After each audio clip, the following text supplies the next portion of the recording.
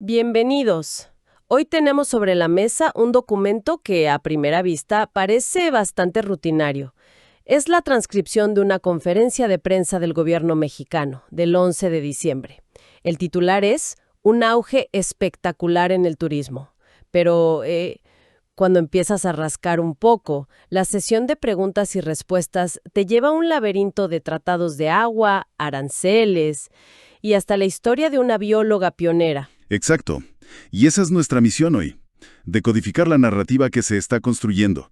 No se trata solo de ver los números del turismo. Se trata de entender cómo se conectan con la política económica, las tensiones diplomáticas y, bueno, una reivindicación muy fuerte de la identidad cultural. Es un rompecabezas de varias piezas. Bueno, vamos a desglosar esto.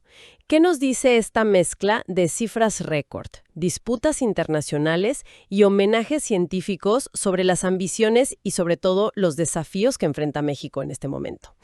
Pues empecemos por la portada del libro, ¿no? La gran noticia con la que abren la conferencia y el titular es innegable. México está en auge. Las cifras de turismo no solo son buenas, son históricas. Sí, mencionan octubre como un mes récord, pero aquí es donde ya empezamos a necesitar los matices. Por ejemplo, hacen mucho hincapié en diferenciar entre visitantes y turistas. Suena un detalle técnico, pero parece que es importante. Es fundamental para entender la calidad del ingreso. Un visitante, como un pasajero de crucero que baja unas horas, gasta de una manera. Un turista, que se queda al menos una noche, gasta en hotel, cenas, tours. O sea, su impacto económico es mucho mayor. Y ambos grupos están creciendo. Para octubre se habla de 8.3 millones de visitantes internacionales en total. Eso es un 10.7% más que el año anterior, que ya había sido muy bueno. Y ese 10.7% no viene solo, porque el dinero que dejan creció casi en la misma proporción, un 9.3%. Eso nos dice que no es solo más gente, es turismo que está gastando. Casi 2.500 millones de dólares en un solo mes. Es una locura. Y si miras los datos de todo el año, de enero a octubre, ves de dónde viene el impulso. El mercado canadiense, que es clave en invierno, creció un 11.4%. Pero fíjate que el dato que más salta a la vista es el de China, un 10.6% de crecimiento. Es un mercado que por mucho tiempo fue difícil de atraer y que ahora parece estar respondiendo. Ajá. Y un dato sociológico interesante que mencionan de pasada. En lo que va del año, han llegado más mujeres turistas que hombres, 8.5 millones. Aquí es donde se pone muy interesante, porque la conferencia no presenta estas cifras como una feliz coincidencia. Las presenta como el resultado directo de una estrategia de inversión masiva en infraestructura. Y el nombre que resuena una y otra vez es el Tren Maya. Claro, y aquí hay un dato que es mucho más que una cifra. El crecimiento del 181% en pasajeros internacionales transportados por el Tren Maya. ¡Wow! 181. Sí, de enero a octubre. Esto no es solo el éxito de un proyecto, es la prueba de concepto de una tesis gubernamental mucho más grande. Que la mega infraestructura puede de hecho rediseñar los flujos turísticos de un país y forzar la derrama económica más allá de los polos tradicionales como Cancún. O sea, se está pasando de la promesa a la realidad. Y no solo eso, mencionan que los hoteles y las experiencias del tren ya están en las grandes plataformas de reserva mundiales. Eso es pisar el acelerador a fondo, ¿no? Pasar de la construcción a la comercialización global ya mismo. Lo que nos lleva directamente a la estrategia de promoción internacional. Lo que describen ahí va más allá de vender playas. Es una campaña de soft power, de demostrar la grandeza cultural de México. Y el gran escenario para eso será la Feria Internacional de Turismo, FITUR, en Madrid. La forma en que lo presentan es muy reveladora. México no va como un expositor más, va como país invitado. Y eso, en el mundo de las ferias, significa una toma de control. Van a tener el stand más grande de Latinoamérica con los 32 estados representados. Pero lo más ambicioso no es el stand. Planean activaciones durante todo el año usando Fitur como el pistoletazo de salida para calentar motores. De cara al Mundial de Fútbol, claro. Exacto, de cara al Mundial de 2026. Es una estrategia a muy largo plazo. Incluso mencionan una alianza con El Corte Inglés, una de las tiendas departamentales más grandes de España, para vender artesanías mexicanas. Están pensando en todos los frentes. Sí, La idea, según entiendo, es que sea imposible estar en Madrid en esas fechas y no toparse con México. En los autobuses, en las pantallas, en los aeropuertos. Es una ofensiva cultural en toda regla. absolutamente. Pero, y esto es crucial para entender el modelo, en medio de toda esta fanfarria internacional, la conferencia dedica tiempo a subrayar que el 80% del turismo del país es nacional.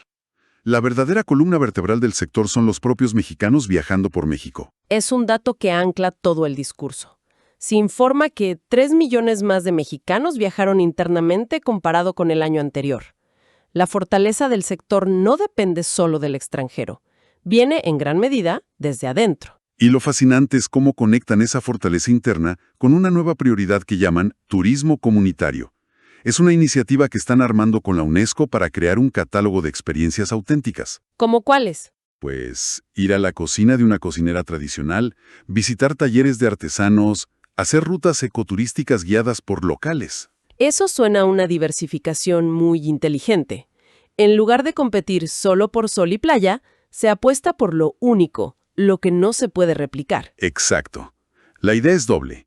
Por un lado, enriquecer la oferta con algo que los viajeros buscan cada vez más, que es la autenticidad. Y por otro, y esto es políticamente muy importante, es una estrategia para que los beneficios del turismo no se queden solo en los grandes hoteles, sino que lleguen directamente a las comunidades. Es fascinante ver esa apuesta por lo local, por lo auténtico, y al mismo tiempo, en esa misma conferencia, se estaban lidiando batallas macro, porque de la calidez de la cocinera tradicional, pasamos de golpe al agua fría de los tratados con Estados Unidos. Si es una transición abrupta pero refleja la realidad de gobernar.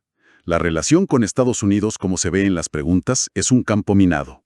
El primer tema que salta es el Tratado de Aguas de 1944, un acuerdo que obliga a México a entregar una cierta cantidad de agua.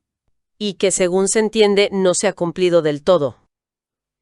Correcto. La postura que se expone en la conferencia es que el incumplimiento no es por falta de voluntad, sino por una causa de fuerza mayor. 5 años de sequía extrema, una eventualidad que el propio tratado contempla. La narrativa oficial no es un desafío político, es una crisis climática. Entiendo. ¿Mencionan que hay una mesa técnica binacional trabajando en ello? Luego está el tema migratorio, que se maneja con un lenguaje mucho más diplomático. No se habla de crisis en la frontera, sino de la contribución de los migrantes a la economía estadounidense. Sí, es un giro interesante en el enfoque. En lugar de posicionarse solo como el país que frena la migración, la postura es la de exigir reconocimiento para su diáspora. Se menciona que el tema se trata al más alto nivel, con el Departamento de Estado. Y el tercer punto de fricción, la contaminación en el río Tijuana. La respuesta ahí parece ser más directa, más de lo tenemos bajo control. Así es. La respuesta es que no es una crisis nueva, que ya existen acuerdos y que hay obras en marcha, como una planta de tratamiento. El mensaje es claro, es un problema heredado que se está gestionando. O sea, en los tres casos la estrategia es la misma. Reconocer el problema, pero enmarcarlo como algo que se está manejando de forma técnica y diplomática. Exacto. No como una crisis fuera de control. De la diplomacia pasamos a la economía dura, la nueva ley arancelaria. A ver, la justificación oficial es fortalecer la industria local, pero ¿no suena esto a proteccionismo puro y duro? Esa es la tensión central. La explicación que se da es que los aranceles no están dirigidos específicamente a China, como muchos sospechaban, sino a todos los países con los que México no tiene un tratado de libre comercio. El objetivo declarado es proteger cadenas productivas que, según argumentan, fueron devastadas. Como la textil o la del calzado. Justo, especialmente desde la pandemia.